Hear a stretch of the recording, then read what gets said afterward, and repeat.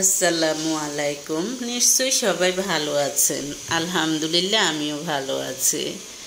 আজকে আমি একটি ভিন্নধর্মী ভিডিও করব। ভিন্নধর্মী বলতে নারীদের উপরে। একটা কথা ম্যাক্সিমাম মানুষই জানে, পৃথিবীতে যা কিছু মহান, চিরকল্যাণকর, অর্ধেক তার করিয়াছে নারী, অর্ধেক তার নর। অর্থাৎ এই পৃথিবীতে যা কিছু আছে সব কিছুর পিছনে নারীদের অবদান আছে। অর্ধেক পুরুষের, অর্ধেক নারীর। হোক সেটা উন্নতি, হোক সেটা অবনতি।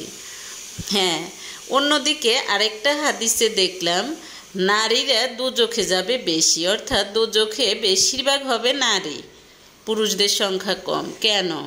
হ্যাঁ, নারীরা গীবত, মিথ্যা, তারপরে গুজব রটানো, এগুলো নারীদের অংশ বেশি। তারপরে বিশেষ করে যে কোনো খারাপ কাজ বলতে কি, যেমন এই যে বলে পরকীয়া, এইটা সেটা, হ্যাঁ, বা যে কোনো ধরনের খারাপ কাজগুলো আছে, নারীদেরকে সহজে পটানো যায়। হ্যাঁ, পটানো যায় কোন ধরনের নারীদেরকে? লোভী নারীদেরকে পটানো যায়। সবাইকে পটানো যায় না। যাদের ভিতর লোভ আছে তারা পরকীয়ায় পড়ে, তারা অন্য পুরুষের প্রতি আসক্ত হয়।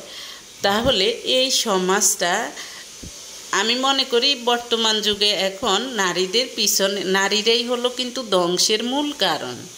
নারীরা, বেশিরভাগ ক্ষেত্রে নারীরা। হ্যাঁ, কিছু কিছু পুরুষও আছে খারাপ, তবে পুরুষ হলো কম ভাগ, নারীরা হলো বেশিরভাগ। এগুলো কেয়ামতের লক্ষণের মধ্যে সবই আছে, এবং বেশিরভাগ কেয়ামতের লক্ষণ দেখাও যাচ্ছে।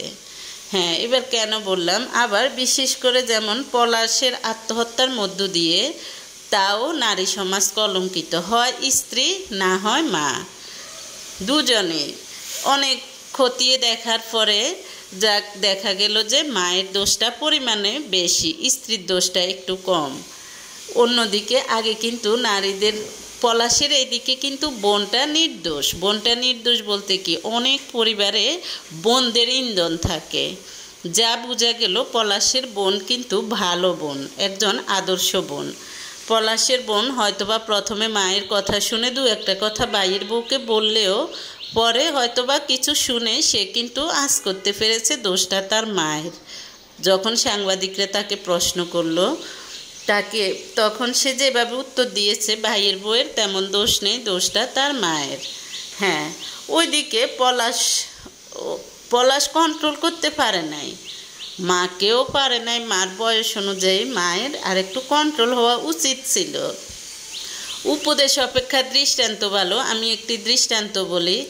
যেমন আমার চোখের দেখা, আমি কখনো দেখি নাই আমার মায়েরা, মা বা নানি, আমি নিজের চোখে এগুলো দেখেছি, বাকিদের কথা বলতে পারি না। বা আমাদের খালাদের মধ্যেও কিছু আছে, অন্যান্য আরও আছে, ছেলেদের কাছে কখনো বউয়ের নামে দোষ বলে না।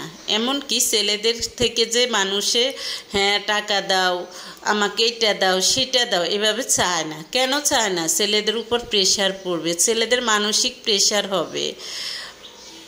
আমার মা আমার সাথে নিজে বলছে, কখনো ছেলেদের কাছে ছেলেরা দিতে চাইলেও নিষেধ করে। তা আমি বললাম, কেন নিষেধ করেন? হ্যাঁ, আপনি মা, আপনাকে তো করলে বরঞ্চ ওদের স্বভাব হবে, ওরা আল্লাহর কাছে পুরস্কৃত হবে। বলে যে না, হয়তো আমি আজকে একটা চাইবো, কালকে ওরা আরও বেশি দিতে চাইবে, তখন তারা বিভিন্নভাবে মানসিক প্রেশারে থাকবে। তারপর বউদের নামে দোষ বললে ছেলেরা মানসিক প্রেশারে